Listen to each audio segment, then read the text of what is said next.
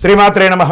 సద్గురు జ్యోతిష్యాలయం వారి యొక్క విశ్వావసునామ సంవత్సర 2025 మార్చి 29 నుండి మొదలు పెడితే మళ్ళీ 2026 మార్చి 28 వరకు వచ్చే ఈ తెలుగు నూతన సంవత్సరంలో వచ్చినటువంటి సంవత్సర రాశి ఫలితాలని మనం ఇప్పుడు తెలుసుకోబోతున్నాం.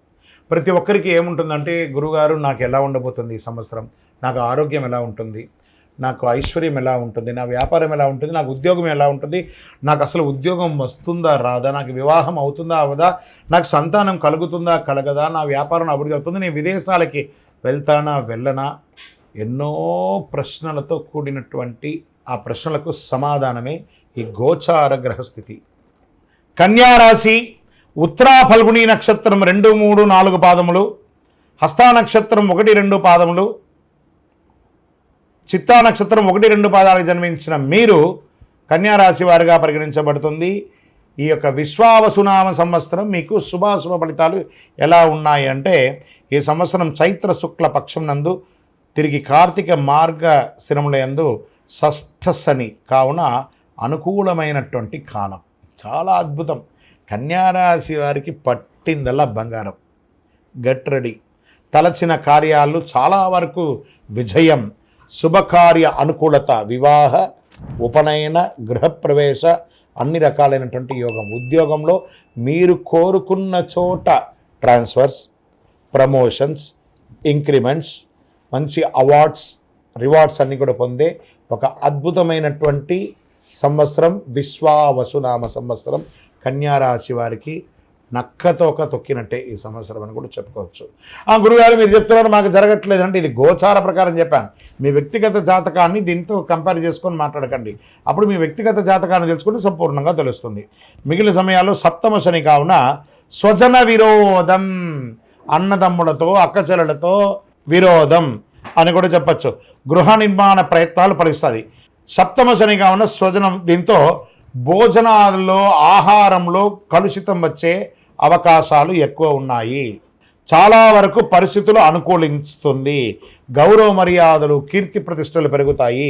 దశమ గురువు అయినందువల్ల వృత్తి, ఉద్యోగ, వ్యాపారాలతో తరచుగా చిన్న చిన్న చిక్కులు, ఆస్తి కొనే విషయంలో, అమ్మే విషయంలో కాస్త నత్తనడకగా ఉంటుంది. కాస్త గౌరవ భంగం అప్పుడప్పుడు కలిగే అవకాశాలు ఉన్నాయి.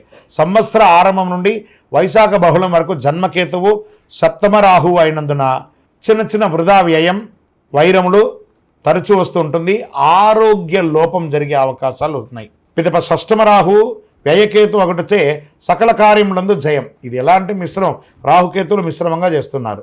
ధైర్యము, శత్రుజయము, గో భూ లాభదానములు, ఆదాయానికి మించి వ్యయం అయ్యే అవకాశాలు కూడా కొన్ని సమయాలు రావడం. కొన్ని కార్యములందు విఘ్నాలన్నీ కూడా తొలగిపోతాయి.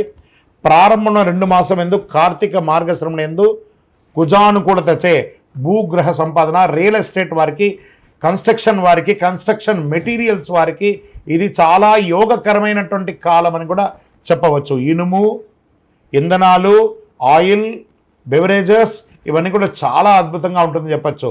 వస్త్ర వ్యాపారులకి ఇది చాలా యోగకరమైనటువంటి వ్యాపార కాలం అని కూడా చెప్పవచ్చు. వ్యవసాయదారులకి చాలా అనుకూలమైనటువంటి సమయం. విద్యార్థులు, మీరు విదేశాలకు వెళ్ళి చదవాలనుకున్నారు, మీరు ఎంచుకున్న యూనివర్సిటీలో మీకు సీట్ దొరుకుతుంది. లేదా మేము విదేశాల్లో చదువుకున్నామండి, మంచి ఉద్యోగం అవకాశం ఉంటుంది. మేము వీసా స్టక్ అయిందండి, వాళ్ళకందరికీ వీసా స్టక్ అయ్యి విదేశీయ యానం చేసే, సముద్రం దాటే ఒక అవకాశం కన్యారాశి వారికి ఈ సంవత్సరం కలుగుతుంది. ప్రయత్నం చేసేవారికి. నాకు సంతానం కలగలేదండి చాలామందిగా ఉన్న వాళ్ళకి ఈ సంవత్సరం మీ ఇంట్లో చక్కగా బారసాల జరిగే సమయం ఆసనమైంది. మాకు వివాహం జరగలేదండి, అద్భుతంగా స్త్రీ పురుషులు ఇరువురికి గెట్ రెడీ. మంచి వరుడు, మంచి అమ్మాయి మీకు రాబోతున్నారు. అద్భుతమైనటువంటి వివాహాలు జరగబోతున్నాయి.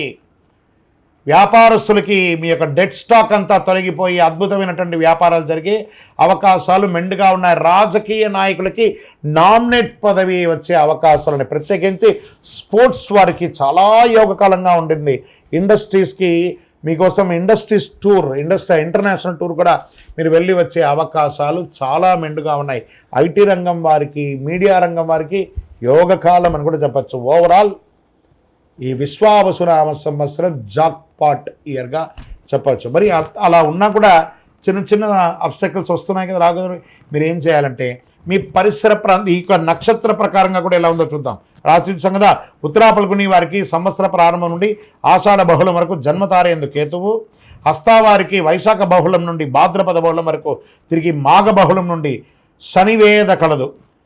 చిత్తా నక్షత్రం వారికి ఆషాఢ బహుళం నుండి సంవత్సరం వరకు నైదన తారయందు కేతు సంచరించడం వల్ల సంవత్సర ఆరంభం నుండి వైశాఖ శుక్లం వరకు తిరిగి భాద్రపద బహుళం నుండి మాఘ శుక్లం వరకు శనివేద సంవత్సర ఆరంభం నుండి కార్తీక బహుళం వరకు రాహువేద కలుగుతుంది. మొత్తం మీద ఈ సంవత్సరం మిశ్రమంగా లాభంగా ఎక్కువ శాతం ఉంటుంది, నష్టబాధం చాలా తక్కువ ఉంటుందని కూడా చెప్పచ్చు. మీ ఇష్ట దైవాన్ని ప్రార్థన చేయండి. మీ లక్కీ నెంబర్ 3 మరియు 5 అనే నెంబర్ కలిసి వస్తుంది. మీకు ఊదా రంగు, కాషాయం రంగు ఎక్కువ వాడడానికి ప్రయత్నం చేయండి. చక్కగా ఆంజనేయ స్వామి వారికి వెళ్ళి మంగళవారాల్లో శనివారాల్లో ఒక 19 ప్రదక్షిణాలు చేయండి, ఆకు పూజ చేయండి. చక్కగాను ఈ యొక్క సింధూరాన్ని స్వామివారికి అప్పించి చక్కగా వడమాల వెయ్యండి. ఒక 19 సార్లు తిరిగిన తర్వాత 19 వారాలు తిరిగిన తర్వాత ఏ రంగం వారికైనా అద్భుతమైనటువంటి సమయం చెప్పచ్చు.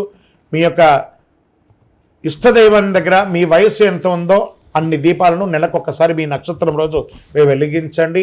ఇంకనూ సకల దోషాలు తొలగి ఆనందంగా ఉండడానికి అతి శక్తివంతమైనటువంటి ఈ కరుంగాలి మాలను ధరించండి.